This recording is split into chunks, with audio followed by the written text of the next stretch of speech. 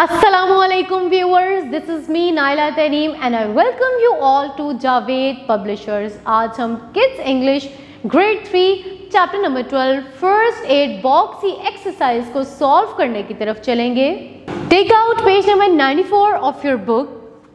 Prepositions। Choose each preposition word from word bank of the given pictures। The words are behind, under, in, on, between, next to and in front of। यहाँ पे एक box है और एक football बताया गया है और फुटबॉल की पोजीशन के हिसाब से आपने बताना है कि यहाँ पे कौन सा प्रपोजिशन आएगा। नंबर 1, एक बॉक्स है और बॉल उसके पीछे है तो हम क्या लिखेंगे? Behind. Then naming action and describing words. यहाँ पे आपको एक पिक्चर दी गई है और उसमें एक जगह का मंजर है, एक पार्क का मंजर है, बड़े बड़े दरख्त हैं, आसमान है, नीला आसमान, उस पर बादल निकले हैं, तितलियां उड़ रही हैं, रंग बिरंगे फूल हैं, बच्चे खुशी से नाच गा रहे हैं, कुछ बच्चे झूले ले रहे हैं। ये एक पिक्चर को डिस्क्राइब किया है। Look at the given picture, right any 2 naming action and describing words from the picture. इस पिक्चर में से 2 नेमिंग वर्ड्स लिखिए, 2 एक्शन वर्ड्स लिखिए और 2 डिस्क्राइबिंग वर्ड्स लिखिए। नेमिंग वर्ड्स, क्या क्या चीज़ें आपको यहाँ दिख रही हैं? आप ट्रीज लिख सकते हैं, क्लाउड्स लिख सकते हैं, फ्लावर्स लिख सकते हैं, बटरफ्लाइज लिख सकते हैं, क्लाउड्स लिख सकते हैं। इसी तरह एक्शन वर्ड, जो काम हो रहा है, हम क्या लिखेंगे? Butterflies flying, boys are running, boys are enjoying, ये सब लिख सकते हैं। डिस्क्राइबिंग वर्ड, जो किसी वर्ड को डिस्क्राइब कर रहा है, उसकी खसूसियत बता रहा है, तो हम लिखेंगे colourful flowers, green and big trees, blue sky, beautiful sky. ये सब वर्ड्स जो हैं हम लिख सकते हैं। इसके अलावा कोई आपने वर्ड्स लिखने हैं इसी पिक्चर में से तो आप वो भी लिख सकते हैं। Then writing skills, story elements. Let us read the following elements of a story. अगर आप कोई भी स्टोरी लिखते हैं तो उस स्टोरी के कुछ एलिमेंट्स होते हैं, कुछ चीज़ें होती हैं जिनको मद्देनजर रखते हुए आप कहानी को लिख सकते हैं। सबसे पहले कहानी लिखते हुए जो आपको मेन चीज़ चाहिए होती है, टाइटल, उन्वान, the name of a book और अ स्टोरी, उस किताब या स्टोरी का नाम जो आप लिखना चाह रहे हैं। करेक्टर, अ पर्सन और an animal in a story. फिर आप क्या बताएंगे? स्टोरी का उन्वान तो आपने लिख लिया, उसके बाद आप बताएंगे कि इस स्टोरी में मेन कैरेक्टर, मेन किरदार या जानवर जिसके बारे में आप बात कर रहे हैं वो कौन है। Setting, the time and place of the story, वो जानवर उस वक्त कहाँ रहता है, उस जगह, ये सब आप बताएंगे। फिर उसके बाद कहानी में 3 चीज़ों के बाद आप क्या बताएंगे? बिगनिंग, कि कहानी शुरू कैसे हो रही है। Major characters are introduce and the setting is describe, कि उस टाइम ये हो रहा था। लाइक आप एक स्टोरी स्टार्ट करेंगे, beginning, middle, it introduces the problem in the story. Mid में आके आप ये बताएंगे कि मेजर प्रॉब्लम क्या है स्टोरी में, हम किस चीज़ को फोकस कर रहे हैं, किस बात पे, वो प्रॉब्लम बताएंगे।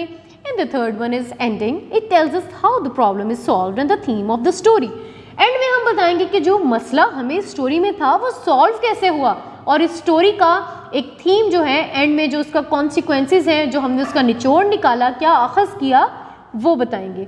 आई होप सो ये पॉइंट्स आपको अच्छे से समझ आ गए होंगे, क्योंकि इन्हीं पॉइंट को इस्तेमाल करते हुए हम अपने अगला क्वेश्चन सॉल्व करेंगे।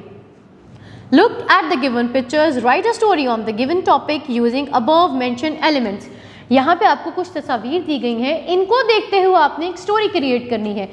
सबसे पहले हम तस्वीरों को देखते हैं। पहली तस्वीर में देखिए एक बच्चा है, उसके थोड़ा सा पीछे, थोड़े से फासले पर पीछे एक गांव है और वो अपनी बकरियां चराने के लिए एक जगह पर है। नेक्स्ट पिक्चर में आप देखिए वहाँ पे कुछ देहाती लोग हैं और बच्चा जो है वो उन पर हंस रहा है। और थर्ड में आप देखिए वहाँ पे जो भेड़ें हैं वो तमाम मरी हुई हैं और वहाँ पे एक शेर है, एक लायन है और बच्चा जो है वो रो रहा है। तो ये उस बच्चे की कहानी है जो चिल्लाएगा, भेड़िया आ गया, भेड़िया आ गया। सबसे पहले पिक्चर को हम डिस्क्रिप्शन में लिखेंगे। Once upon a time there was a shepherd boy who lived in a village and used to watch a flock of sheep. Next picture में लिखेंगे he brought out the villages 3 or 4 times by crying out wolf wolf and then they came to help him. He laughed at them for their pains. Last में हम लिखेंगे the wolf however did truly came at last and he ate all the sheep of shepherd boy. ये story short story की form में हम लिखेंगे। Next, descriptive writing. A descriptive writing is meant to convey the description and features of a particular place, object और country. Descriptive writing क्या है? हम इसमें किसी भी चीज़, किसी एक ख़ास चीज़ के बारे में कि वो कब हुई, कैसे हुई, कहाँ हुई, उसके बारे में एक चीज़, कोई कॉलम जो है डिस्क्रिप्शन की फॉर्म में, तहरीर की शक्ल में बताते हैं। Remember, paragraph is made up of joining sentences. It is a complete representation of unity of thoughts and ideas. यहाँ पे एक पैराग्राफ में हम बताते हैं कि हम जुमलों को किस तरह आपस में ज्वाइन करते हैं। ये नहीं एक बात हम किसी और कॉन्टेक्स्ट में कर रहे हैं, हम दूसरी बात हम किसी और कॉन्टेक्स्ट में करेंगे, जो हर आने वाला नया जुमला है वो पीछे वाले से रिलेट कर रहा हो। This is called descriptive writing. इसके अलावा हम ये देखेंगे कि जो हम बात कर रहे हैं उसमें हम अपने ख्यालात, अपने आइडियाज़ को कंप्लीटली कन्वे कर सकें।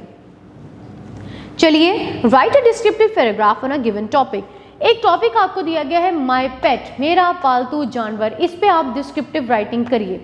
डियर टीचर्स, यहाँ पे आप बच्चों को पहले 5 मिनट का टाइम दें और उनसे कहें कि वो माय पेट पर क्या लिख सकते हैं, कोई 5 लाइन्स इन अ पैराग्राफ में वो लिख कर दिखाएं। उसके बाद ये एक्टिविटी आप खुद से भी बच्चों को करा सकती हैं। इसी तरह इस पैराग्राफ को देखते हुए आप बच्चों से कहिए कि वो इसी पैटर्न को फॉलो करते हुए कुछ अपने से भी लाइन्स जो है वो लिख सकते हैं। आई होप सो ये एक्सरसाइज, ये चैप्टर आपको अच्छे से समझ आ गया होगा।